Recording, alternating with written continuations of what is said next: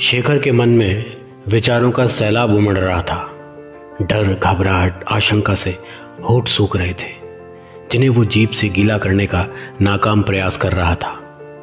उसका मन बहुत विचलित था। उसे लग रहा था आज निश्चित ही कुछ अनचाहा होने वाला है। उसने डोरबेल बजाई, मगर कोई जवाब नहीं आया। उसने दोबारा बजाई, फिर कोई जवाब नहीं आया।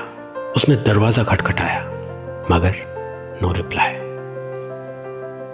उसने सोचा प्रिया को तो घर पर होना चाहिए था, उसी ने मुझे 4 बजे बुलाया था। फिर कहाँ गई वो? उसने अपने बैग से चाबी निकाली और दरवाजा खोला। ये वो अक्सर किया करते थे। दोनों में से जब भी कोई जल्दी आता था तो वो इसी तरह अपनी अपनी चाबी इस्तेमाल किया करते थे।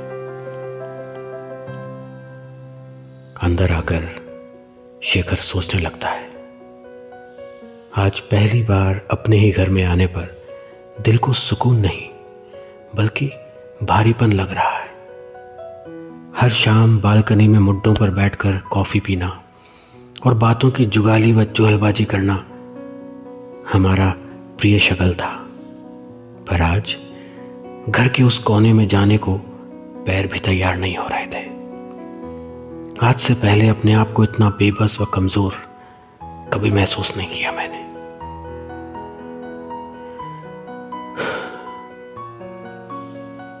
फिर उसने सोचा, यार आखिर मैंने ऐसा किया क्या है जिसे सोचकर मैं इतना विचलित हूं? और वो किस मिट्टी के बने लोग हैं, मेरे सहकर्मी, मेरे मित्र, मेरे पड़ोसी, जो मुझे अपनी व्यभिचारिता के किस्से सुना सुनाकर स्वयं को महान, साहसी और मुझे कायर, डरपोक की श्रेणी में रखते थे। लगा कितने सही थे वो लोग। आखिर मैं डरपोक ही तो, जिसने कुछ गलत भी नहीं किया फिर भी डर रहा है।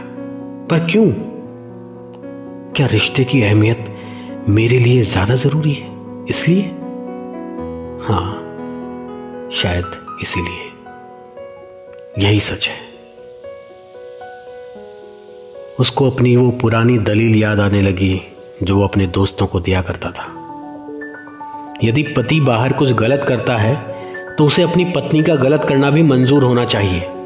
ये साहस या डर की नहीं, अपितु मानसिकता की बात है।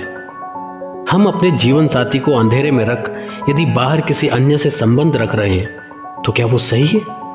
सिर्फ इसलिए कि हमारे पार्टनर को यह पता नहीं है।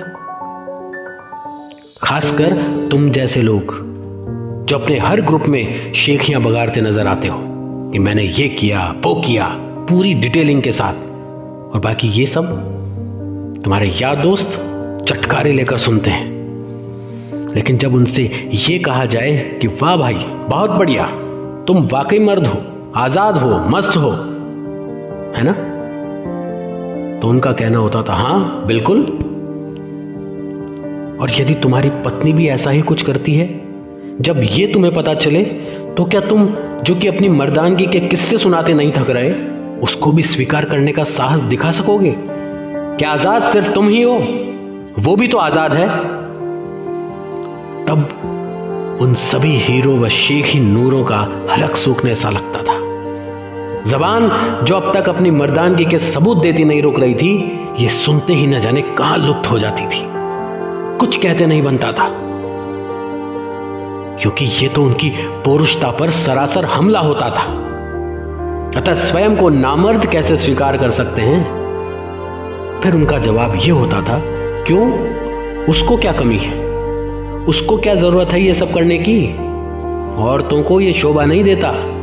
वो ऐसी है भी नहीं कि मेरी पीठ पीछे ये गुल खिलाए। जी जान से प्यार करती है वो मुझे, उसके लिए मैं ही सब कुछ हूं। वाह वाह वाह वाह, इस वक्तव्य पर तो तालियां बनती है भाइयों। शेखर बोलता, अब इसको उलट कर देखते हैं। उसको क्या कमी है? मतलब तुम्हें कमी है ना?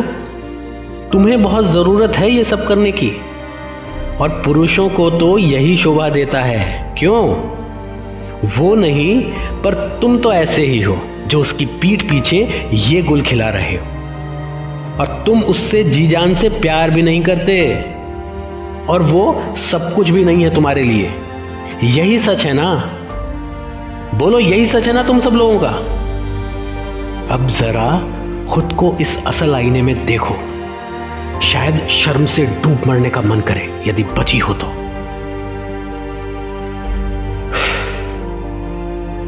हमारे इर्द गिर्द ऐसे कितने ही लोग मिल जाएंगे जो ऐसे कृत्य कर स्वयं को हीरो शो करते हैं, लेकिन हमें इन्हें तवज्जो देने की जगह हिकारत से देखना होगा। उन्हें यह एहसास कराना होगा कि तुम जैसे लोग इस समाज के लिए कलंक हैं। परिवार टूटने का यह भी एक बहुत बड़ा कारण है। उनमें स्वयं के प्रति हीन भावना हो जाए, इस कदर हमें उनका बहिष्कार करना चाहिए, चाहे वो दोस्त हो, रिश्तेदार हो या कोई भी जानकार हो। निश्चित ही यह एक सार्थक कदम सिद्ध होगा, फिर चाहे वो स्त्री हो या पुरुष। शेखर, शेखर, कॉफी लोगे ना? अचानक शेखर चौंकता है। किचन से प्रिया की आवाज आई।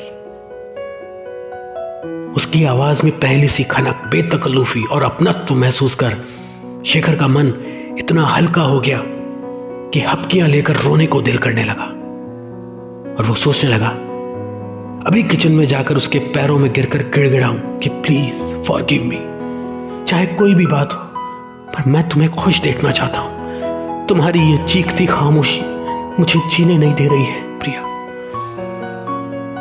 वो भागकर किचन में पहुंचा तो ये क्या देखता है, वहां तो प्रिया थी ही नहीं। आश्चर्य, उसे लगा वो भ्रमित हो रहा है, उसका दिमाग संतुलित नहीं है। बाकी कमरों में भी जाकर देखा, मगर प्रिया कहीं नहीं थी। कहां गई? फिर ख्याल आया, गुंजा भी तो नहीं है। गुंजा, गुंजा, यही वो नाम है जो हम दोनों के अबोले में बोलने का सेतु भी बनता है और फिर से मान जाने का हेतु भी। पर वो भी नहीं थी। पर उसका ट्यूशन तो 6 बजे होता है। पता नहीं क्या हो रहा है मुझे। शेखर ड्राइंग रूम के सोफे पर आकर तसल्ली से बैठता है और सोचता है मुझे थोड़ा आराम करना होगा, दिमाग को केंद्रित करना होगा।